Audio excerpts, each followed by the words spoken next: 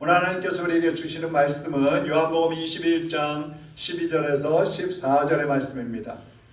소리를 높여서 힘있게 우리 같이 합독하겠습니다. 시작! 예수께서 이르시되 와서 조반을 먹으라 하시니 제자들이 주님이신 줄 아는 거로 당신이 누구냐 감히 묻는 자가 없더라. 예수께서 가셔서 떡을 가져다가 그들에게 주시고 생선도 그와 같이 하시니라. 이것은 예수께서 죽은 자 가운데서 살아나신 후에 세 번째로 제자들에게 나타나신 것이라. 아멘.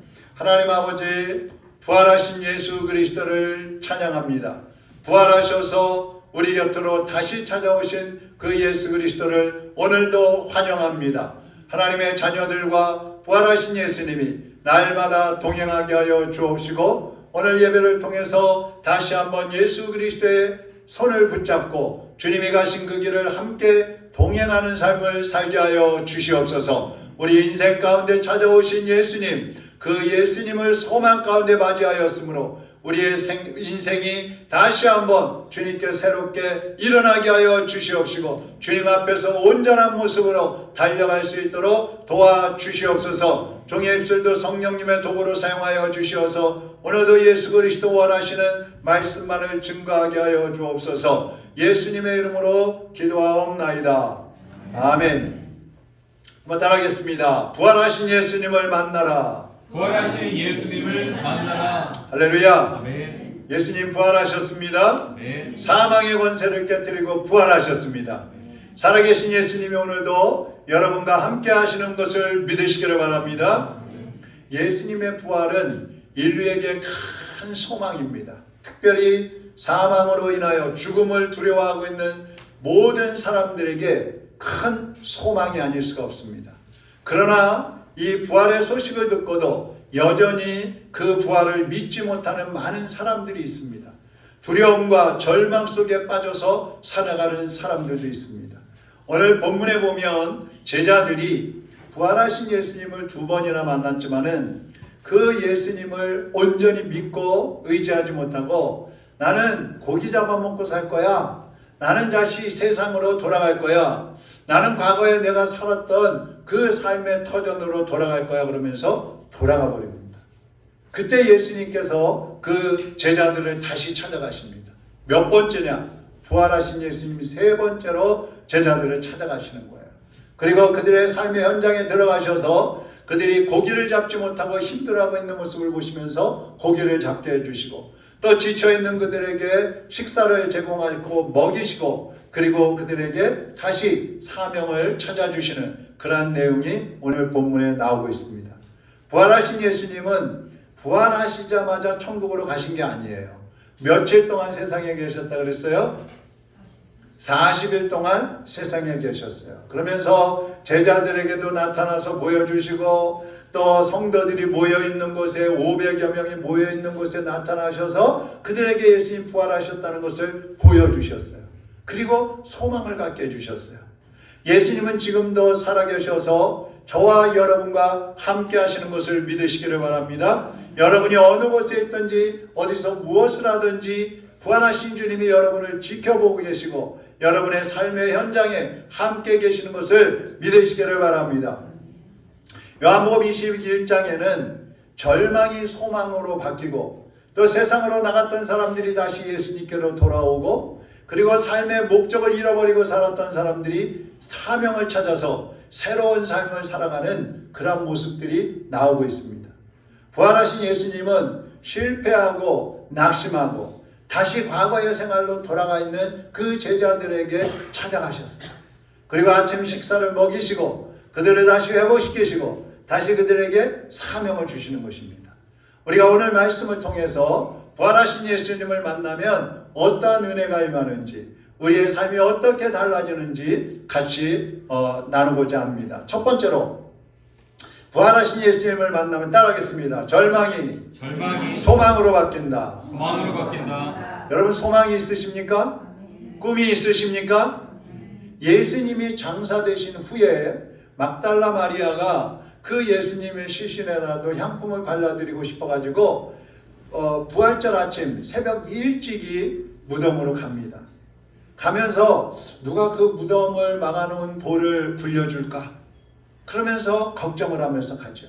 그런데 무덤가에 가보니까 무덤은 활짝 열려있고 예수님의 시체가 없어져 버린 거예요. 그 마리아는 누가 우리 예수님의 시체를 훔쳐가 버렸구나. 이제 예수님을 다시 찾을 수는 없구나. 그런 절망에 빠져버렸어요. 그래서 실망하고 그 무덤가에 앉아서 눈물을 흘리고 통곡을 하고 있습니다. 이제 예수님의 죽으심은 이 막달라 마리아에게 있어서는 천지가 무너지는 것 같은 그런 충격이요 절망이었어요. 그때 부활하신 예수님이 이 여인을 찾아오십니다. 그리고 마리아야 그의 이름을 불러주시는 거예요. 오늘 절망 가운데 있는 사람들에게도 부활하신 예수님이 오셔서 그들의 이름을 불러주시는 줄로 믿습니다. 이 이름을 부르시는 그 음성을 듣는 순간 마리아가 어땠겠어요? 절망이 소망으로 바뀌어져 버린 거예요. 깜짝 놀라는 거죠. 예수님이 돌아가셨는데, 예수님 시신도 없어졌는데 왜 예수님의 음성이 들리지? 깜짝 놀라서 돌아보니까 예수님이 서 계시는 거예요. 예수님이 부활하신 것입니다. 할렐루야. 네. 절망은 환경 때문에 오는 게 아니에요. 소망의 주님을 잃어버리면 절망이 되는 것입니다. 마귀는요, 절망하는 사람들에게 찾아와서 그럽니다. 이제 너는 끝났어. 더 이상 너는 희망이 없어. 이렇게 마귀는 우리에게 계속 속삭여요. 그래서 점점 더 절망 속으로 좌절 속으로 빠져들어가게 하는 것이 마귀입니다. 여러분이 어렵고 힘들 때에, 절망되고 낙심될 때에 점점 그 속으로 빠져들어가고 있으면 지금 마귀가 나를 끌고 들어가는구나. 그렇게 깨달으셔야 돼요. 그런데 주님은 어때요? 주님은 우리에게 오셔서 말씀합니다. 왜 울고 있느냐? 마리아야 왜 울고 있느냐? 주님은 우리를 위로해 주시고 우리에게 다시 소망을 주시는 것입니다. 주님을 잃어버리면 절망이지만 주님을 만나면 새롭게 소망이 되고 새로운 삶이 시작이 되는 것입니다. 19세기에 영국의 최고의 설교가라고 하는 스펄전 목사님이 있어요. 이분은 목사님인데도 심한 우울증과 절망적인 그런 상황에 처한 때가 있었습니다. 여러분, 목사도요, 우울증도 걸려요. 공황장애도 걸려요. 목사도 많은 질병에 시달리기도 해요. 그래서 목사님들이 암도 많이 걸려요. 사모님들도 암이 많이 걸려요. 그때 이 목사님은 내가 세상 끝날까지 너희와 항상 함께 있으리라, 이 말씀이 생각나가지고 그 말씀을 꽉 붙잡았어요. 그러시고 다시 일어나는 거예요. 이 스펄전 목사님이 이렇게 얘기합니다. 거기 화면에 있죠. 한번 같이 읽어볼까요? 시작. 하나님은 절망의 구렁이 속에 보석을 숨겨두셨다. 부활의 주님을 만나는 순간 그 구덩이는 천국의 문이 된다. 할렐루야. 하나님은 절망의 구덩 속에 보석을 숨겨놓으셨는데 그 보석은 언제요? 주님을 만나는 순간 뭘로 변해요? 천국의 문으로 변한다. 할렐루야. 혹시 지금 여러분 중에 실망하고 낙심하는 분이 계십니까? 좋았던 인간관계가 깨져가지고 실망하는 분 계십니까? 건강이 약해져가지고 절망하는 분 계십니까? 하던 일이 마음대로 안 되고 뜻대로 안 되니까 실망하고 계시는 분 계십니까? 주님이 지금 여러분의 이름을 불러주십니다. 사랑하는 아무개야, 왜 그렇게 절망하고 있느냐? 왜 그렇게 슬퍼하고 있니? 왜 그렇게 실망하고 있어? 내가 여기 있단다. 부활하신 주님의 음성을 들으면 우리는 절망이 끝나고 소망으로 바뀌어지는 것입니다. 오늘 여러분 모두가 부활하신 예수님을 만나셔서 소망을 찾으시기를 주님의 이름으로 축원합니다. 절망적이고 낙심되고 실망되는 그 마음, 그 슬픔과 연약해져 있는 마음들을 주님께 맡기시고 주님의 손을 붙잡고 주님 안에서 다시 일어나시기를 주님의 이름으로 축원합니다. 두 번째로 부활하신 예수님을 만나면 따라하겠습니다. 불안과 두려움이 평안으로 바뀐다. 제자들은요 두려웠어요. 예수님 붙잡혀 가시는 걸 보고 이제 우리도 붙잡혀 가겠네? 저 유대인들이 우리도 그대로 두지 않겠다. 불안했어요. 두려웠어요. 그리고 죄책감에 시달렸어요. 야, 예수님이 우리가 지켜주지 못해서 돌아가셨구나. 이 실패감, 이 패배감, 그리고 그 예수님을 배신한 그 죄책감. 그래서 문을 잠궈놓고 숨어 있었습니다. 믿고 따르던 예수님이 안 계시니까 이제 미래에 대한 소망도 없어졌어요. 미래에 대해서 불안해져 버렸어요. 예수님을 제대로 지키지 못했던 그 실패감 때문에 다시 일어날 용기가 없는 거예요. 그것이 짓누르고 있는 거예요.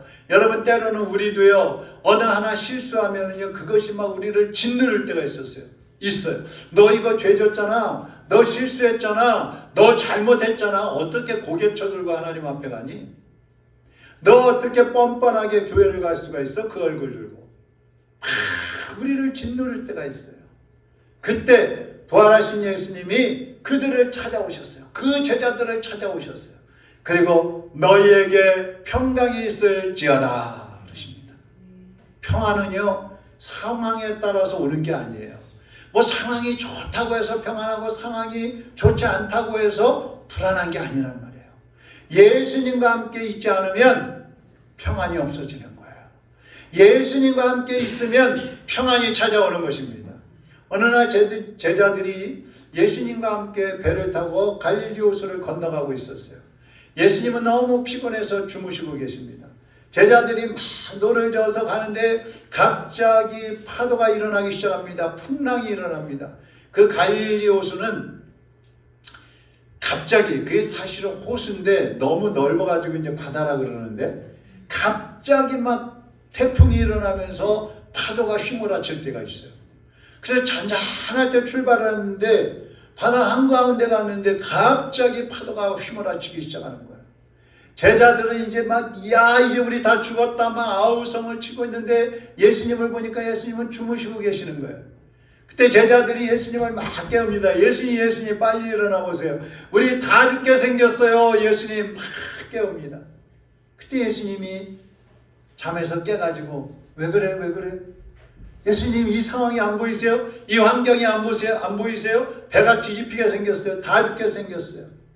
그때 예수님께서 바다야 잠잠하라.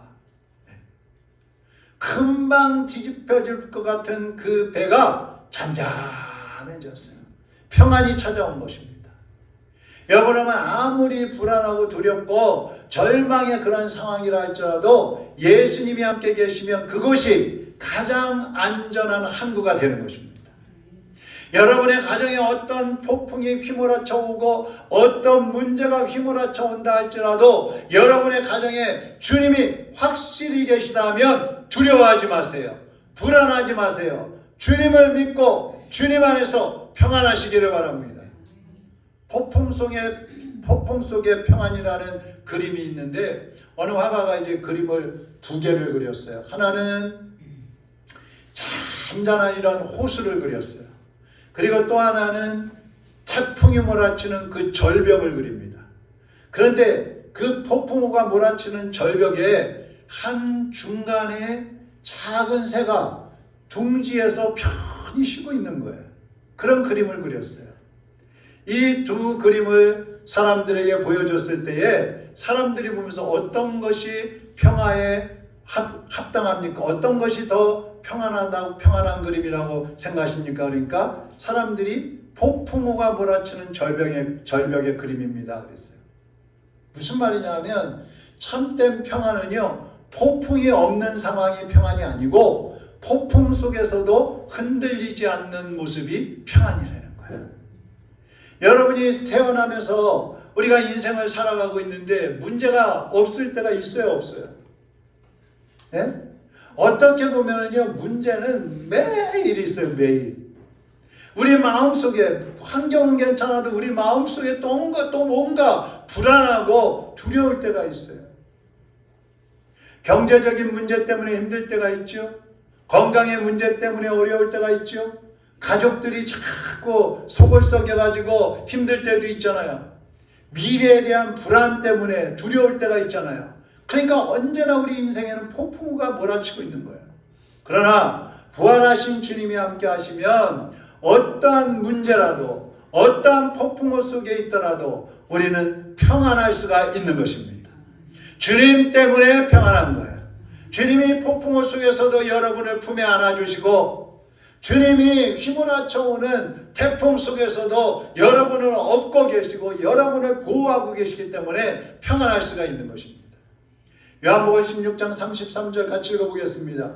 이것을 너희에게 이르는 것은 너희로 내 안에서 평안을 누리게 하려 함이라. 세상에서는 너희가 환난을 당하나 담대하라. 내가 세상을 이기었노라.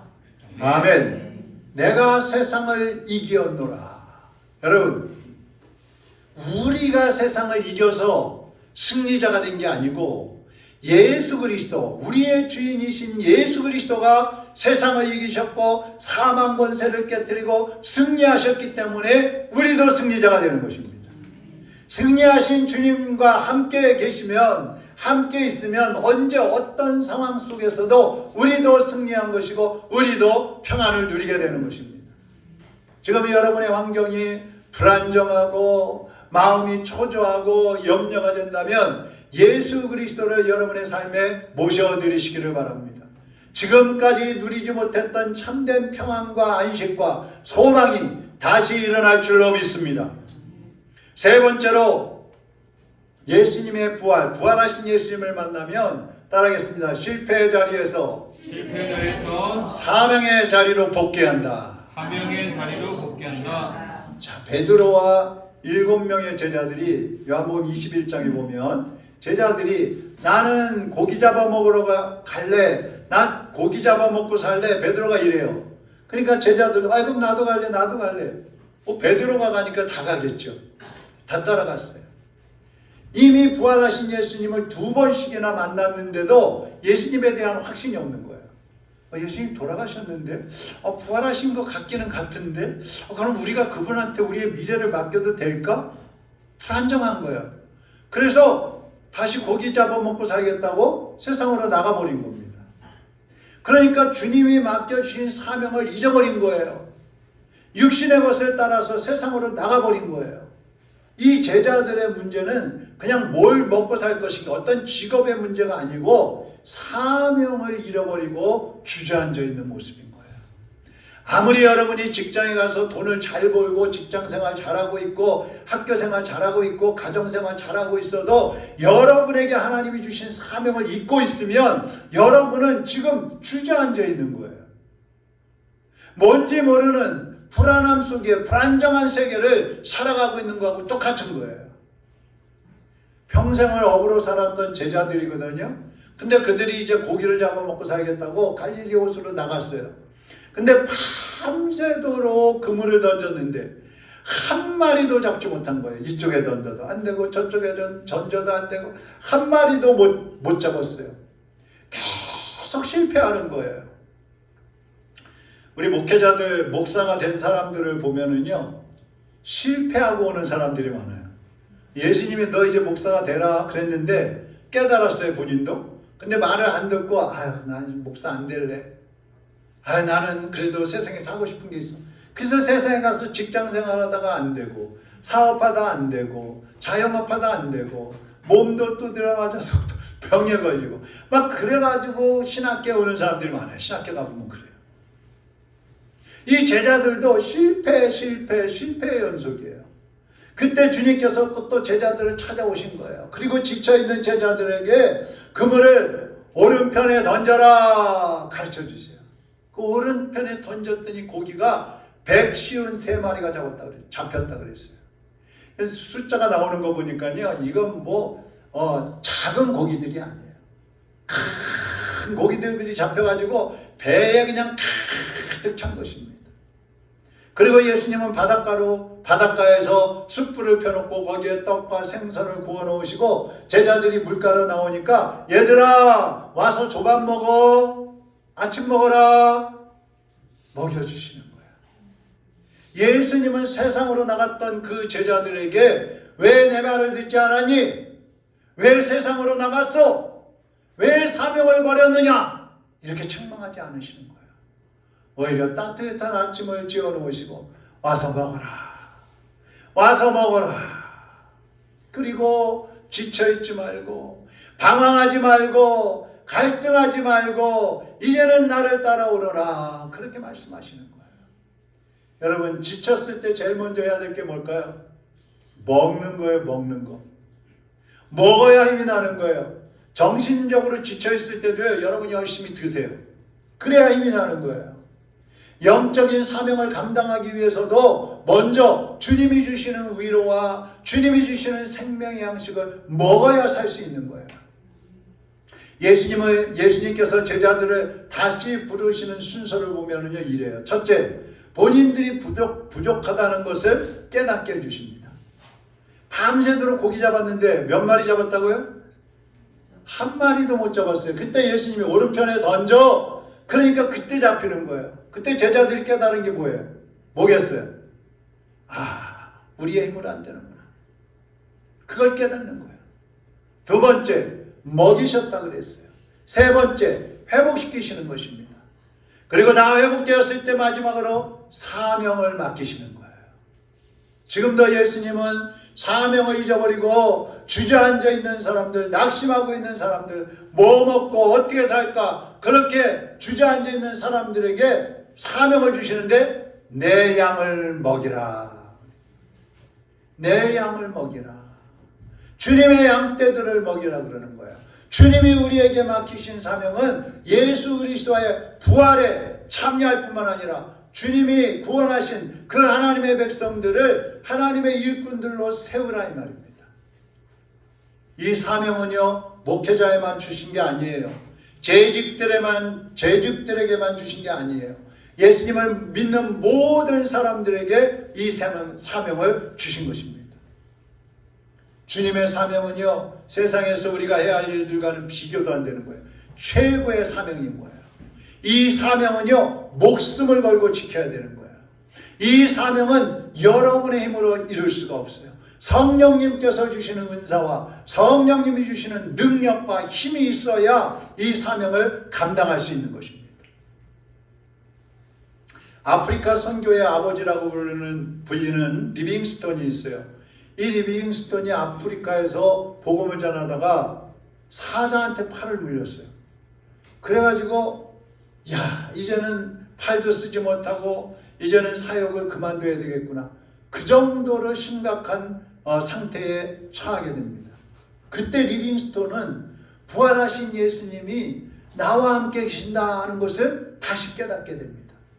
그리고 이렇게 일기에다 썼어요. 한번 보세요. 나는 혼자가 아니다. 주님이 나와 함께 계시기에 나는 다시 일어선다. 그 다음 같이 읽어볼까요? 사명자는 그 사명을 다하기까지 죽지 않는다. 주님이 나를 먹이시는 한 나는 멈추지 않는다. 아멘. 사명자는 그 사명을 다하기까지 죽지 않는다. 이게 리빙스톤이 한 유명한 말인 거예요. 할 일이 있는 사람은 주님께서 끝까지 붙잡아 주시는 거예요. 할렐루야. 그러니까 여러분, 오래 살고 싶으시면 자꾸 할 일을 만들어야 돼. 주님이 원하시는 일을 만들어야 돼. 할렐루야. 영적으로 메마르면요, 사역을 감당할 수가 없어요. 그래서 예수님은 먼저 말씀을 먹이시고 은혜로 채워주시고 또 사랑으로 안아주시면서 우리에게 사명을 맡기시는 거예요. 감당할 수 있는 그러한 힘과 능력을 더해 주신다는 말씀입니다. 혹시 여러분 중에 성도의 본분을 잊어버리고 지금 주저앉아 있는 분이 없는지 모르겠어요. 예배는 드린다고 열심히 드리기는 하는데 주님을 향한 열정이 없는 분들이 있을지 모르겠어요. 주님과 교회를 위해서 봉사하고 헌신하는데 그게 부담스러워서 피해 다니고 있는 분들 안 계십니까? 부활하신 예수님에게서 조금씩 점점 멀어지고 있는 분 안 계십니까? 예수님은 그런 사람들에게 와서 먹으라 그렇게 말씀하셔요. 여러분, 지금 우리가 해야 될 것은 주님을 위해서 막 열심히 일해야지, 충성해야지, 죽도록 충성해야지, 내 모든 것 다 바쳐서 막 생명 바쳐서 일해야지. 지금 우리에게 필요한 건 그게 아니고요. 먼저 부활하신 예수 그리스도를 만나야 되는 것입니다. 그리고 생명의 양식을 먹어야 하는 것입니다. 힘이 있어야 일을 하는 거예요. 말씀을 먹고 은혜를 먹고 주님의 사랑으로 옷을 입으면 여러분이 소망이 생기고 다시 평안이 찾아오고 그리고 사명이 회복이 되는 거예요. 오늘 부활절을 맞이해서 혹시 여러분이 주님으로부터 좀 더 멀어져 있다면 다시 부활하신 주님의 손을 붙잡고 주님께로 다가서시기를 바랍니다. 절망하는 분이 있다면 오늘 부활하신 예수님을 만나서 소망을 찾으시기를 바랍니다. 사명을 잊어버리고 주저앉아 있는 분들이 있다면 다시 주님의 말씀을 먹고 은혜를 입고 사랑을 입어서 다시 여러분에게 주어진 사명을 찾으시기를 바랍니다. 부활하신 예수님이 하늘로 올라가실 때 마지막으로 제자들에게 하신 말씀이 있어요.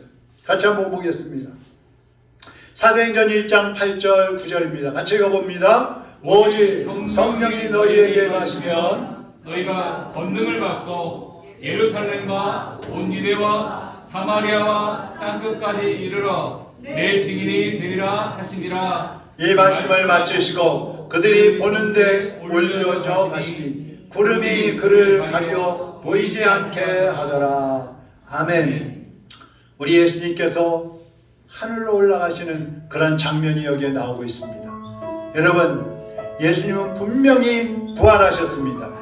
예수님은 지금 분명히 살아계십니다. 그 예수님은 지금 하늘나라에 살아계시고 성령으로 우리 가운데 와 계십니다. 살아계신 예수님은 영원히 여러분과 함께 하십니다. 오늘 여러분 모두가 부활하신 예수님을 만나시기를 주님의 이름으로 축원합니다. 그리고 예수님이 맡기신 사명을 온전히 이루어서 재림하시는 예수님, 다시 영광 중에 재림하실 그 예수님을 맞이하고 그 주님의 영광에 동참하는 성도들이 되시기를 주님의 이름으로 축원합니다. 축원합니다. 살아계신 주 나의 참된 소망 걱정의 신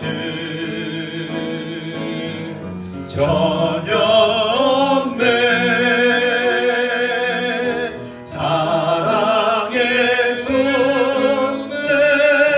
발길 인도하리 내 모든 삶의 기쁨 늘 충만하리. 주 안에서 거듭난 생명, 주 안에서 거듭난 생명 도우시는 주의 사랑 참 기쁨과 박신까지 예수님의 도우심을 믿으며 사는 예수님의 도우심을 믿으며 그 언젠가 주 뵐 때까지 주 뵐 때까지 주를 위해 싸우리라. 승리에게 멀고 험해도 승리에게 멀고 주님께서 험해도 나의 앞길 지켜주시니 주님께서 나의 앞길 지켜주시니 살아계신 주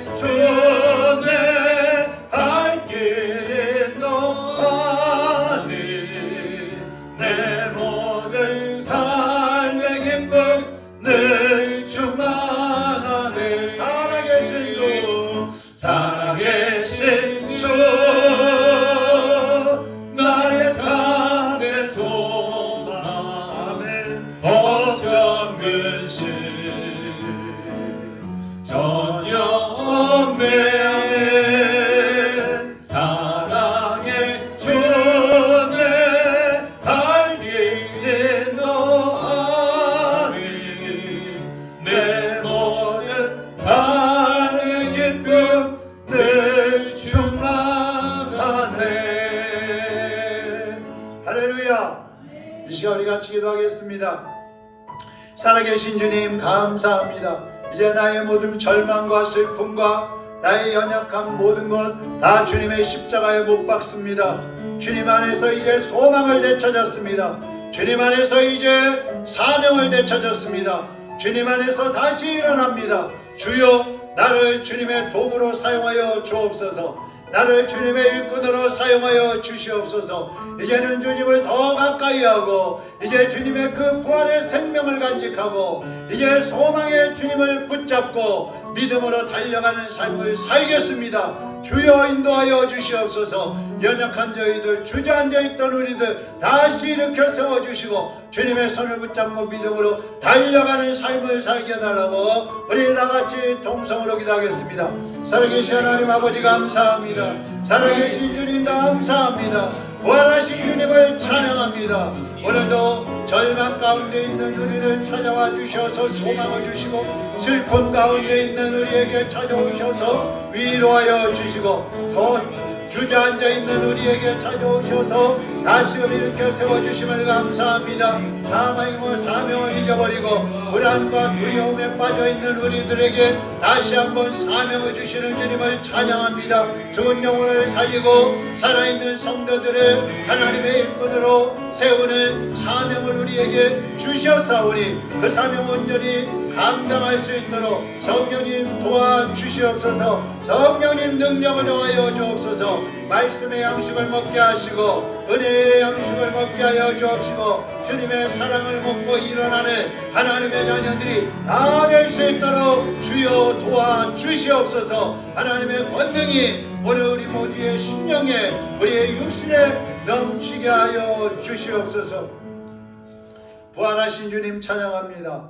오늘도 우리 사랑하는 성도들 부활의 소망을 갖고 다시금 일어나게 하여 주시옵소서. 부활하신 주님을 만남으로 우리의 연약한 몸도 치료되게 하여 주시옵소서. 회복되게 하여 주시옵소서. 우리의 힘든 환경도 예수 그리스도의 이름으로 회복시켜 주시옵소서. 우리의 침체되어져 있는 심령들도 주님의 이름으로 일어나게 하여 주시옵소서. 부활의 주님을 붙잡고 날마다 달려가며 내 양을 먹이라고 하신 그 사명을 온전히 감당하여 주님 다시 오실 때에 그 주님을 환영하며 그 주님을 만나는 하나님의 일꾼들이 되게 하여 주시옵소서. 예수 그리스도의 이름으로 축복하며 기도하옵나이다.